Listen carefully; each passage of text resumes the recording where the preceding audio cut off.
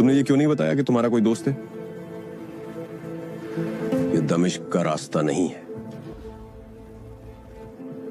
तुम कौन हो?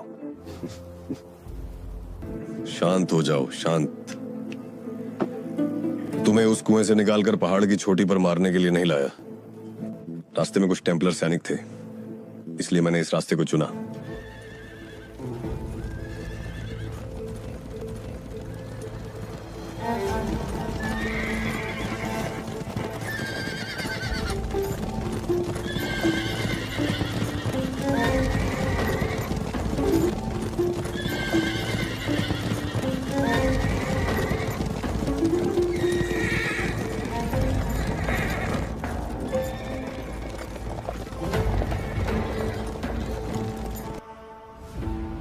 तुमने इसे क्यों किया? मैंने वादा किया था कि मैं इसे अंत तक ले जाऊंगा। इस धरती ने उन मुसलमानों को बहुत देखा है जो ईसाइयों की रक्षा करते हैं, लेकिन आज मुसलमान की रक्षा करने वाला ईसाई।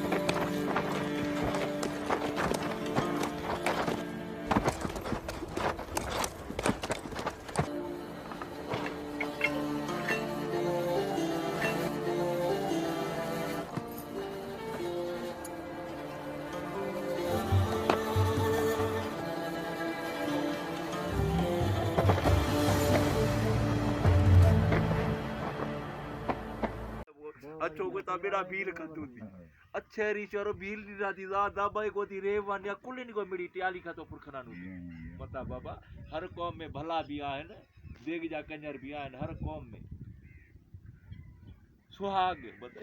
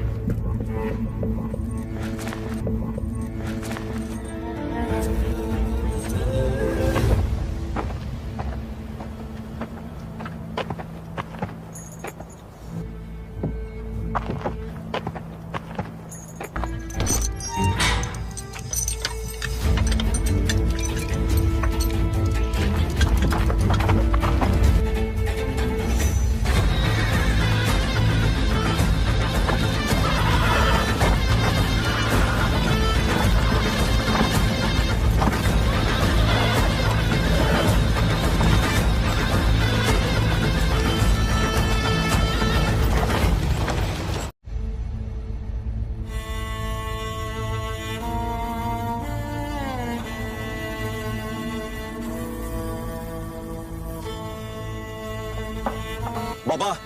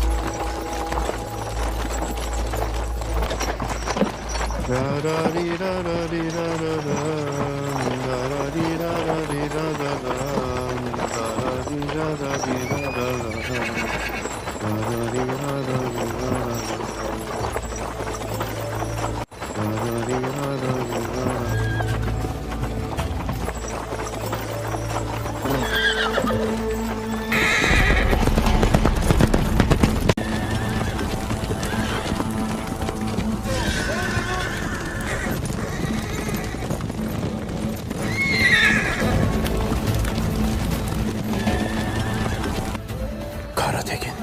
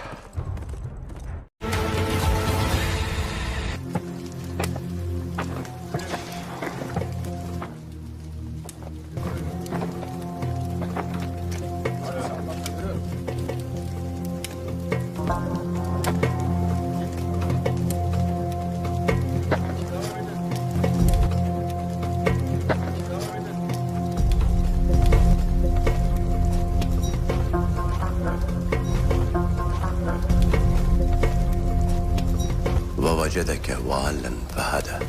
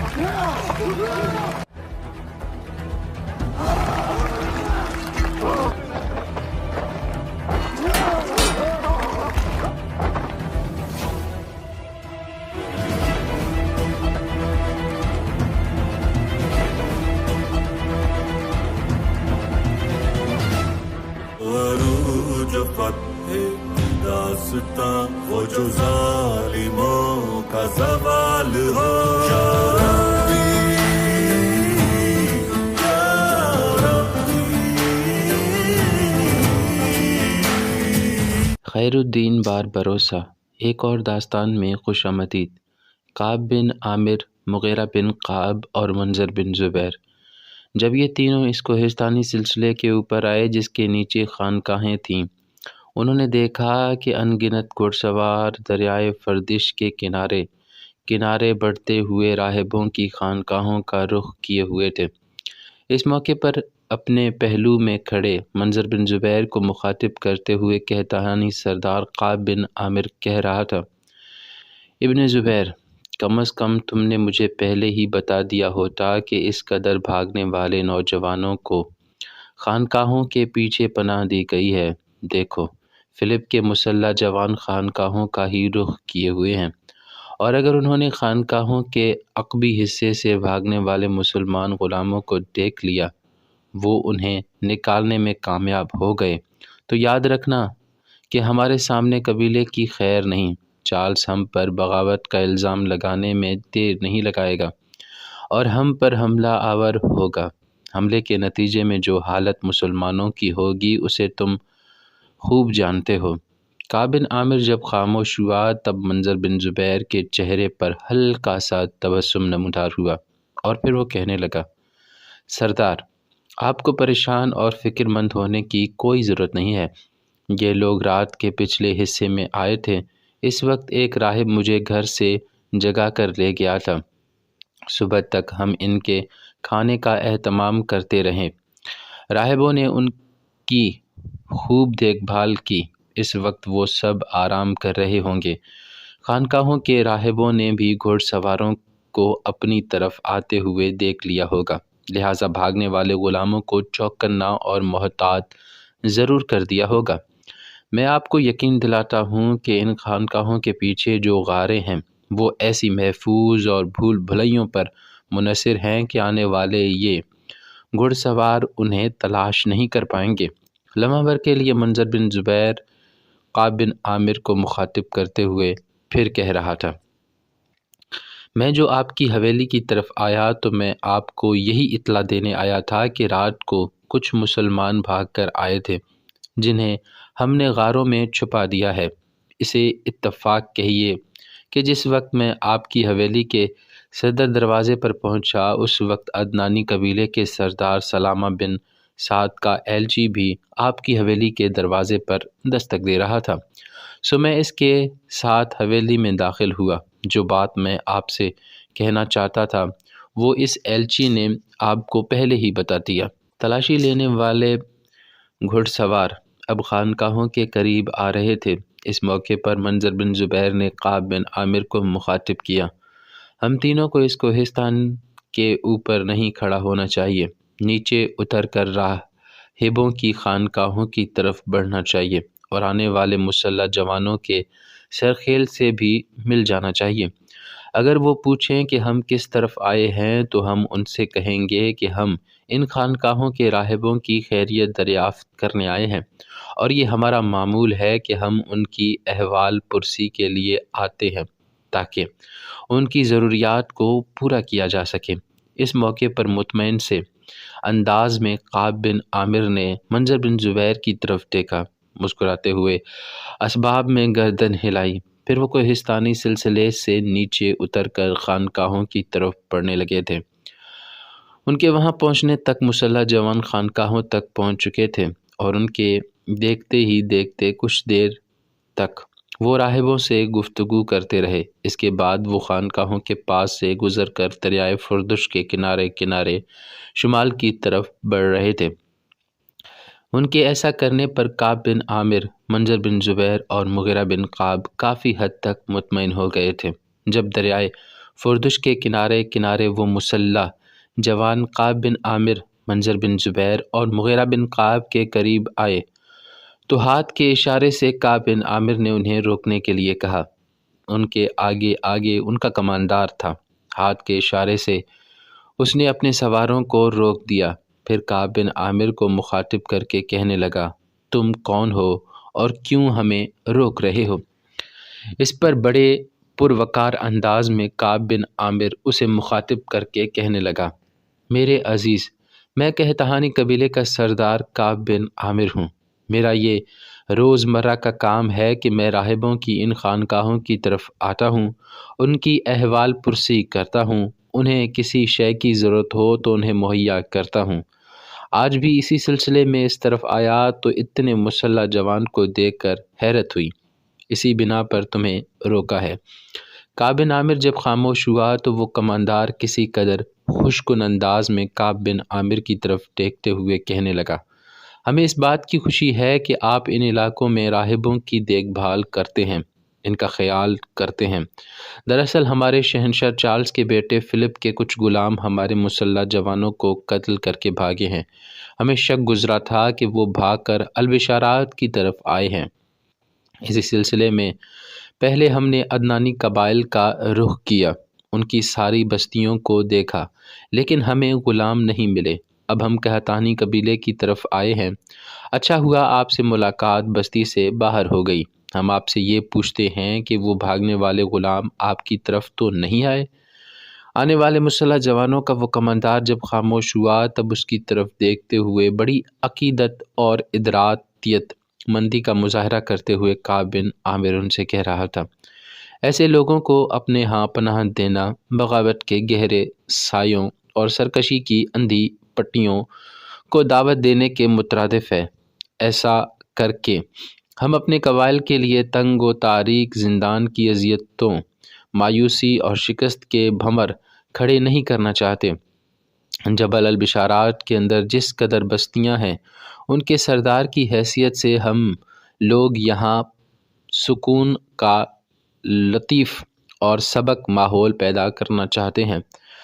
کعب بن عامر رکا، پھر پہلے سے بھی عاجزی اور انکساری میں وہ کہہ رہا تھا، آنے والے مہربانوں، ہم فطرت کے ان فیصلوں کو قبول کر چکے ہیں کہ ہمارا مستقبل ہسپانیہ سے وابستہ ہے، اور ہم ایک جانثار رعایا کی حیثیت سے اپنی تقدیر کو اندلیس سے وابستہ کر چکے ہیں۔ کعب بن عامر نے کچھ ایسے انداز اور کچھ ایسی عاجزی کے ساتھ آنے والوں کے ساتھ گفتگو کی تھی کہ ان کے کمانداروں نے محسوس کیا کہ اس کے بولنے کے انداز میں سچائی کی کرنوں کا نقاب، اس کے الفاظ میں انصاف کا فروغ، اس کے لہجے میں تقدس کے علاؤ کی بے فکری تھی۔ کعب بن عامر کو مخاطب کر کے وہ کچھ کہنا چاہتا تھا کہ اس دوران کعب بن عامر بول اٹھا، آنے والے مہربانوں، اسپانیہ کی رعایا کی حیثیت سے ہم اس سرزمین کے لیے سعادت کا سرچشمہ، صبح کی روشنیوں میں روح کا سروکار، قلب کی پاکیزگی میں امن کا تاثر ثابت ہونا چاہتے ہیں۔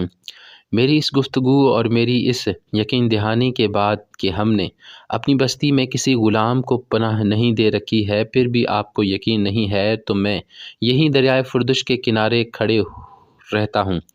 آپ آگے جائیں، میری طرف سے آپ کو اجازت ہے کہ آپ میرے قبائل کی ساری بستیوں کے ایک ایک گھر کو دیکھ سکتے ہیں، تلاشی لے سکتے ہیں، اور اگر بھاگنے والے غلاموں میں سے ایک بھی میری کسی بستی کے گھر سے مل گیا تو آپ لوگ واپس آئیں اور یہیں دریائے فردش کے کنارے مجھے مصلوب کر دیں، سنگسار کر دیں۔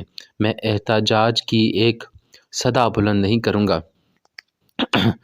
کعب بن عامر کے ان الفاظ سے وہ لوگ کچھ ایسے متاثر ہوئے کہ ان کا سرخیل کچھ دیر تک بڑے غور سے اس کی طرف دیکھتا رہا، پھر وہ کہنے لگا، نہیں، آپ کی باتوں میں خلوص اور جانثاری ہے۔ اس سے پہلے ہم عدنانی قبیلے کی ساری بستیوں کا جائزہ لے چکے ہیں، وہاں سے بھی ہمیں کچھ نہیں ملا۔ ہم اب واپس فلپ کے پاس جاتے ہیں اور اس پر انکشاف کرتے ہیں کہ بھاگنے والے نہ جانے کدھر چلے گئے ہیں، ان کا کوئی پتہ نہیں چلا۔ اسے یہ بھی یقین دلائیں گے کہ انہوں نے البشارات کے سلسلوں میں پناہ نہیں لی ہے۔ بہرحال جاتے ہوئے میں آپ سے یہ کہوں گا کہ ہمارے جانے کے بعد بھاگنے والوں میں سے کوئی آئے۔ کعب بن عامر نے اس کی بات کاٹ دی اور پھر کہنے لگا، آپ بالکل مطمئن رہیں اور بے فکر ہو کر جائیں۔ آپ کے جانے کے بعد میں بھاگنے والوں میں سے کسی نے ہماری ان بستیوں کا رخ کیا تو اس کی اطلاع فی الفور آپ کو دی جائے گی۔ مسلح جوانوں کا کماندار پھر چند لمحوں تک بڑی عقیدت سے کعب بن عامر کی طرف دیکھتا رہا۔ اس کے بعد اس نے کعب بن عامر کو مخاطب کیا اور اس سے کہنے لگا، ایسی ہی یقین دہانی مجھے عدنانی قبائل کے سردار سعد بن سلامہ نے بھی دلائی ہے، اور جو گفتگو آپ نے مجھ سے کی ہے اس سے میں بالکل مطمئن اور خوش ہوں۔ اس سلسلے میں نے جو آپ کی زحمت دی ہے اس کے لیے میں آپ سے معذرت خواہ ہوں۔ اس کے ساتھ ہی وہ مسلح جوان دریائے فردش کے کنارے کنارے شمال کی طرف چلے گئے تھے۔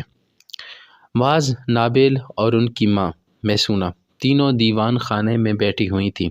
تینوں مغموم، پریشان اور فکر مند تھیں کہ اس موقع پر معاذ نے اپنی ماں اور اپنی بہن کو مخاطب کرتے ہوئے کہنے لگی، فلپ کے مسلح جوانوں نے اگر یہاں پناہ لینے والے غلام مسلمانوں کو تلاش کر لیا تو پھر ہمارے قبائل ایک نہ ختم ہونے والی اذیت اور عقبت کا شکار ہو کر رہ جائیں گے۔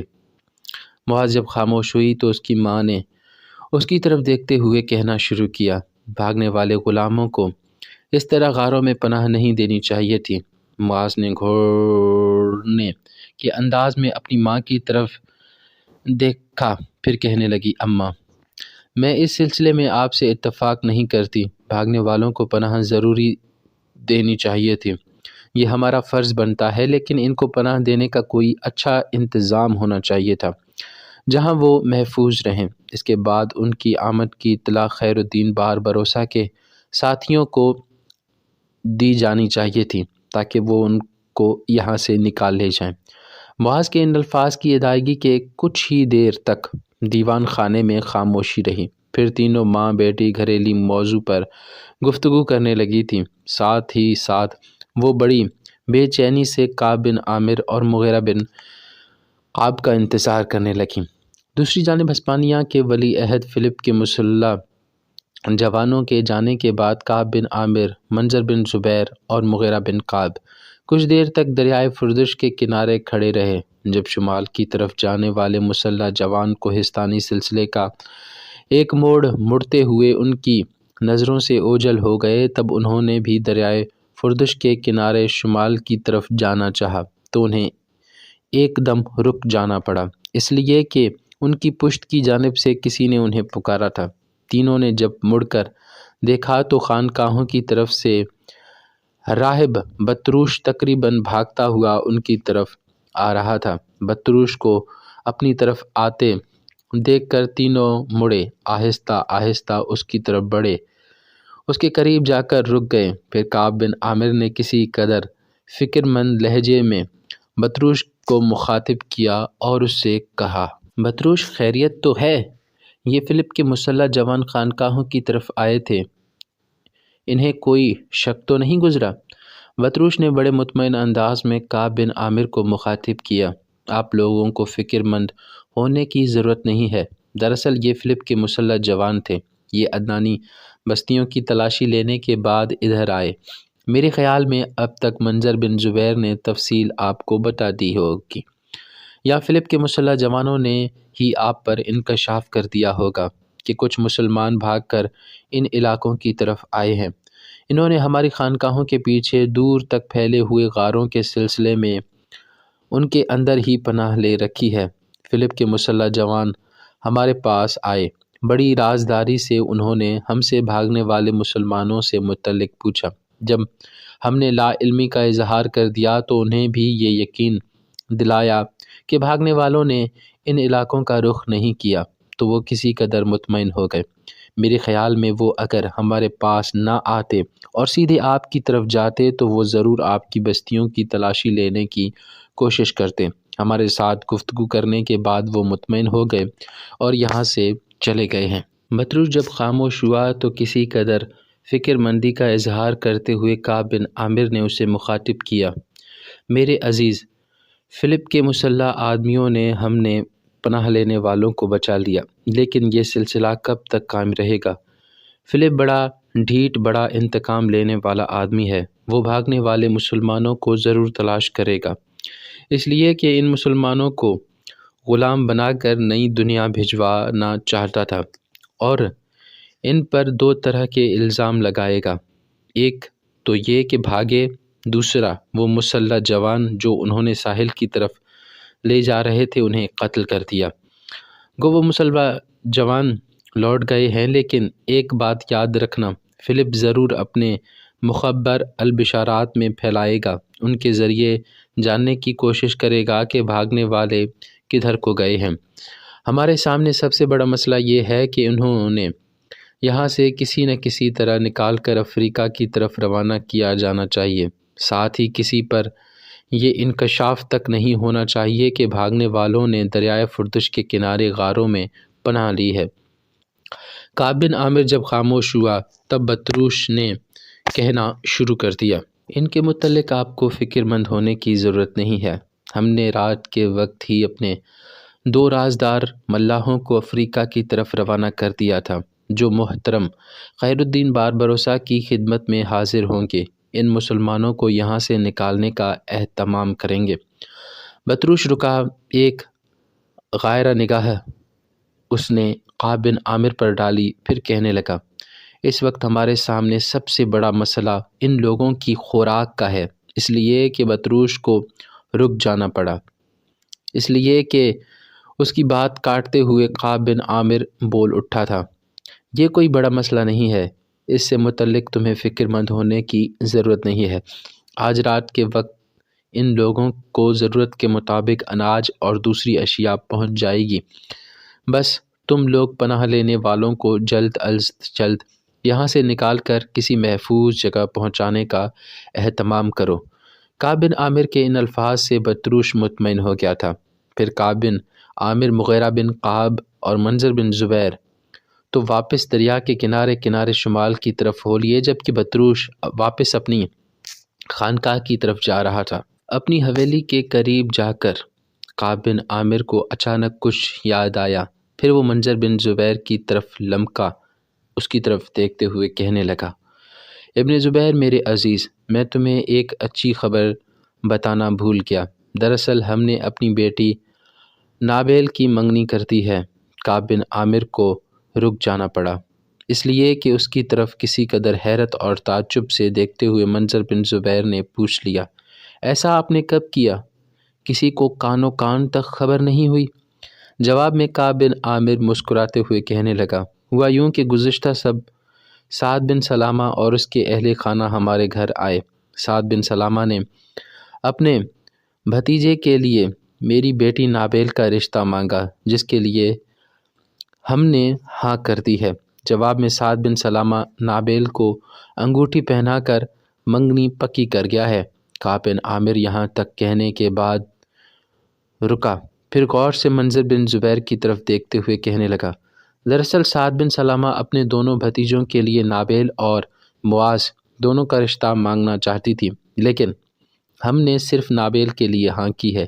کعب بن عامر کو رک جانا پڑا، اس لیے کہ میں منظر بن زبیر بول اٹھا تھا، آپ نے بہت اچھا کیا۔ جہاں تک معاذ کا تعلق ہے تو وہ حسن کرسو کو پسند کرتی ہے اور اپنا مستقبل اس سے وابستہ کر چکی ہے۔ کعب بن عامر نے اس موقع پر مسکراتے ہوئے ابن زبیر کی طرف دیکھا، پھر کہنے لگا، ابن زبیر، تمہارا کہنا درست ہے، اگر معاملہ کسی اور شخص کا ہوتا تو یقیناً سعد بن سلامہ ٹال دیتا کہ معاذ کا رشتہ اسے دیا جائے، لیکن جب میں نے سعد بن سلامہ پر یہ انکشاف کیا کہ میری بیٹی معاذ حسن کرسو کو پسند کرتی ہے اور حسن کرسو بھی معاذ کے لیے چاہت کے جذبے رکھتا ہے، تب سعد بن سلامہ نے بڑی عقیدت کا اظہار کرتے ہوئے کہا تھا، اگر معاذ حسن کرسو کو پسند کرتی ہے تو اس سے بڑھ کر کوئی سعادت عدنانی اور قحطانی قبیلے کے لیے ہو ہی نہیں سکتی۔ تینوں چلتے چلتے حویلی کے صدر دروازے کی طرف آ گئے تھے، لہٰذا کعب بن عامر خاموش ہو گیا۔ صدر دروازے کے قریب منظر بن زبیر رک گیا، پھر کعب بن عامر کی طرف دیکھتے ہوئے کہنے لگا، آپ اپنے اہل خانہ کے پاس جائیں، وہ بڑی بے چینی سے آپ دونوں کی واپسی کا انتظار کر رہے ہوں گے، اس لیے کہ انہوں نے تو کم از کم معاذ بڑی بے چینی سے یہ جاننے کے لیے منتظر ہوگی کہ فلپ کے مسلح جوانوں کے ساتھ کیا معاملہ طے ہوا۔ میں واپس کوہستانی سلسلے کی طرف جاتا ہوں، اس لیے کہ ریوڑ کی حفاظت کے لیے میں اپنے بیٹے کو چھوڑ کر آیا تھا۔ وہ گھر جائے گا اور ریوڑ کی دیکھ بھال میں خود کروں گا۔ اس کے ساتھ ہی منظر بن زبیر وہاں سے لوٹ گیا تھا۔